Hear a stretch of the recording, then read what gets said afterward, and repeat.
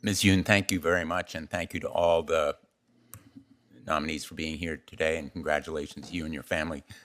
Ms. Yoon, I'm interested in your view of the ethics challenges facing corporate America today, and whether you think that federal authorities are doing enough to set guardrails and safeguards against conflicts of interest, violations of federal law by the corporate leaders and corporations themselves in this country.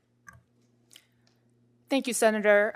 As the Vice President of Corporate Integrity, I am overseeing the ethics program at Capital One. It's been a privilege of my professional career to be able to do so, and I have learned quite a bit about ethics and compliance in corporate settings.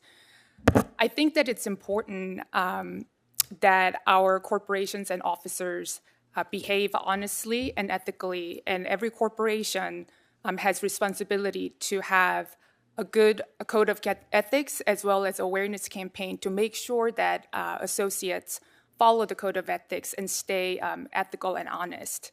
As to what policymakers should do, that is not something I think as a judicial nominee I could comment on. But as somebody serving in the ethics and compliance area, I do believe that it's paramount that corporations pay attention to the ethical culture as well as the bottom line. And you'd be sensitive to those concerns, and I would hope all the nominees would be as well. Mr. Ali, you have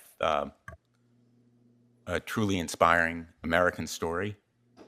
In fact, so do really all the nominees this morning. Different stories, but all of them deeply impressive and inspiring American stories. I'd like to ask you, because you've received some questions about past activities, the MacArthur Foundation, would any of the positions or statements made by the foundation or you as a member of that foundation staff have any impact on your service as a United States District Court judge? Absolutely not, Senator. Let me ask, also, has your experience working in that foundation informed your personality about the meaning of justice in America? Perhaps one of the reasons why your parents and Ms. Yoon's and others before them, because we all have an immigrant story, so does each of you, maybe going back a little bit farther. I do, going back just one generation, my father, a German immigrant. But that seeking justice here, has your work in the MacArthur Foundation informed your feelings about that value? Senator, I've been very privileged in my career to represent large corporations in private practice and to represent some of the most needy folks in the United States.